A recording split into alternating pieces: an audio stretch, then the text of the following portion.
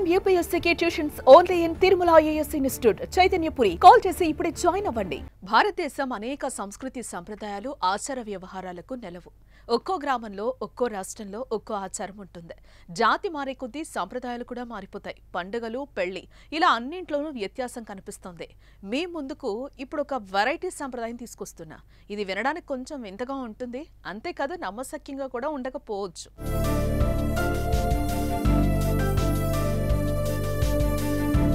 పిల్లలంటే పెళ్లి తర్వాతే. దేశవ్యాప్తంగా ఇదే కదా సంస్కృతి. వివాహానికి ముందే పిల్లలంటే సమాజం దుమ్మెత్తిపోస్తుంది, తప్పు చేశారంటూ ఎత్తి చూపుతుంది. కానీ ఓ తెగ మాత్రం దానికి విరుద్ధం. పెళ్లికి ముందే పిల్లలకు సై అంటది. సహజీవనం మన దృష్టిలో తప్పైనా వారికి మాత్రం అదే ఒప్పు. పెళ్లికి ముందే నచ్చిన వారితో సహజీవనం చేసి పిల్లల్ని కనే సంప్రదాయం ఆ తెగలో అతి సాధారణ విషయం. దీని గురించి ప్రశ్నించే హక్కు, అధికారం అక్కడెవరికీ లేదు.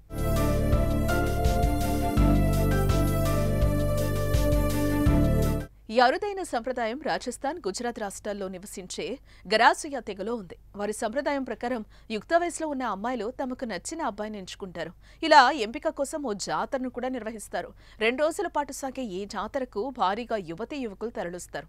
అందులో తమకు నచ్చిన వారితో పెళ్లితో సంబంధం లేకుండా అతడితో సహజీవనం మొదలుపెట్టేయొచ్చు. ఈ క్రమంలో అబ్బాయి కుటుంబ సభ్యులు కొంత సొమ్మును అమ్మాయి కుటుంబానికి అందించి వారితో సహజీవనం ప్రారంభింపచేస్తారు. ఇప్పుడే కాదు, భవిష్యత్తులో ఈ జంట వివాహం చేసుకోవాలని నిర్ణయించుకున్న సమయంలోనూ పెళ్లి ఖర్చులన్నీ వరుడు కుటుంబ సభ్యులే భరిస్తారు. పైగా వరుడు ఇంట్లోనే పెళ్లి వేడుకలన్నీ ఘనంగా నిర్వహించే ఆచారం ఇక్కడ దశాబ్దాలుగా కొనసాగుతోంది.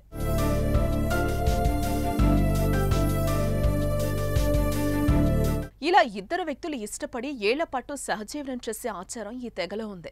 ఏ క్రమంలో పిల్లల్ని కూడా కనొచ్చు. వారి సహజీవనం కొన్నేళ్లు సాగగా జీవితంలో స్థిరపడగలం అనే నమ్మకం వచ్చాక పెళ్లి చేసుకుంటారు.